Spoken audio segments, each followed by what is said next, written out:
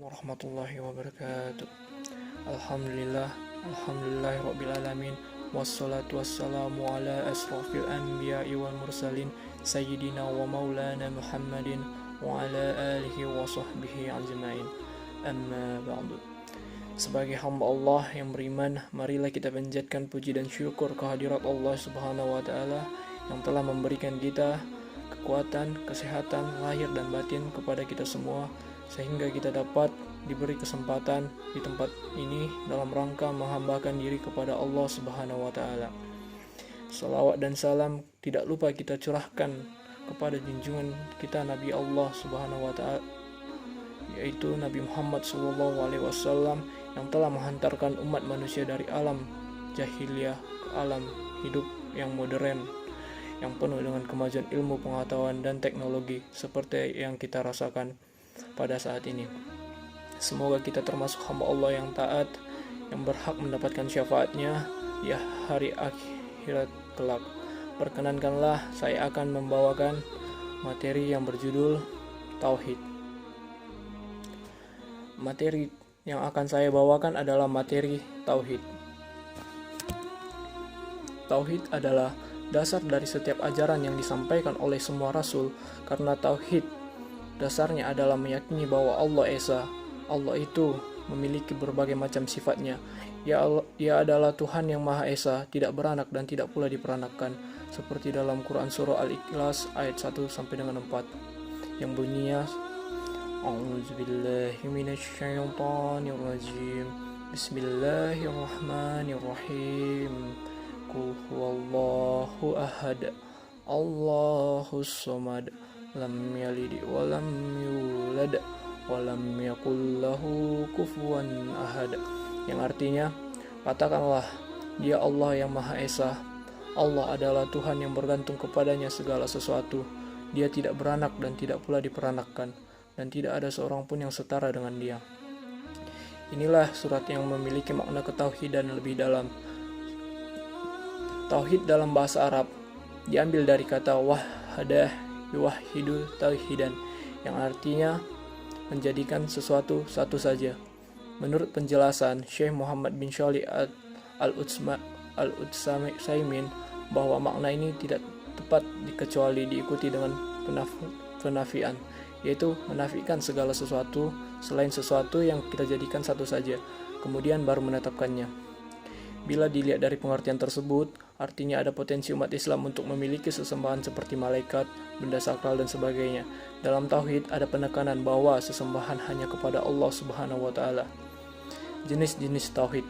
Tauhid itu terbagi dalam 3 jenis, yaitu Tauhid Rububiyah, Uluhiyah, dan Al-Asma was Sifat. Pembagian ini berdasarkan pengkajian terhadap dalil-dalil tentang Tauhid oleh para ulama. Mari kita bahas satu persatu.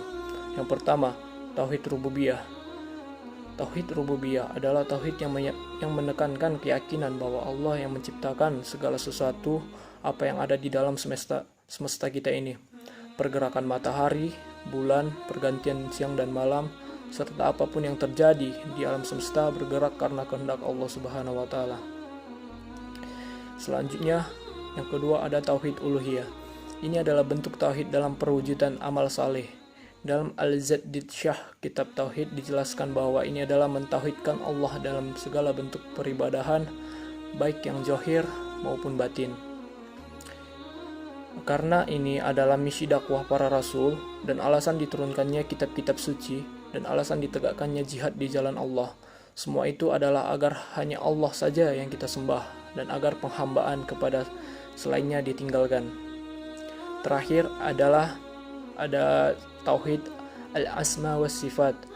Dalam kitab Syarih As-Salatil Usul dijelaskan bahwa cara bertauhid asma wal sifat ialah dengan menetapkan nama dan sifat Allah sesuai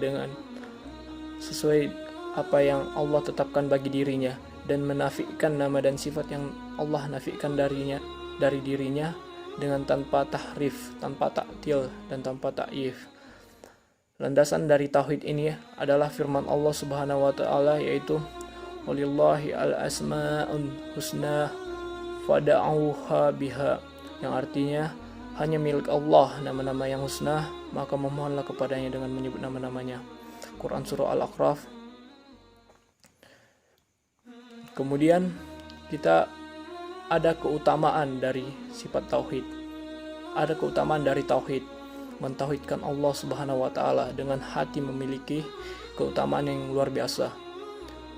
Ustadz Yazid bin Abdul Qadir Jawas menjelaskan beberapa keutamaan tauhid, dan dalam tulisan ini akan dibahas 5 diantaranya.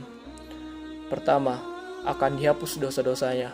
Hal ini didasarkan pada sabda Nabi SAW yang artinya, "Wahai Bani Adam, seandainya engkau datang kepada aku dengan dosa sepenuh bumi, sedangkan engkau ketika mati tidak menyekutukan aku sedikit pun juga, pasti aku akan berikan kepadamu ampunan sepenuh bumi pula." Keutamaan yang kedua, mendapatkan petunjuk yang sempurna, dan kelak di akhirat akan mendapatkan rasa aman. Ketiga, dihilangkan kesulitan dan kesedihannya di dunia dan akhirat, sebagaimana firman Allah Subhanahu wa taala yang artinya, "Barang siapa yang bertakwa kepada Allah, niscaya Dia akan mengadakan baginya jalan keluar dan memberikannya rezeki dari arah yang tidak disangka-sangka." Keutamaan yang keempat yaitu dijamin masuk surga. Landasannya adalah firman Allah Subhanahu wa taala yang artinya, "Barang siapa yang mati dan ia mengetahui bahwa tidak ada ilah yang berhak diibadahi dengan benar melainkan Allah, maka ia masuk surga." Hadis riwayat Muslim. Keutamaan kelima, diberi kehidupan yang baik di dunia dan akhirat.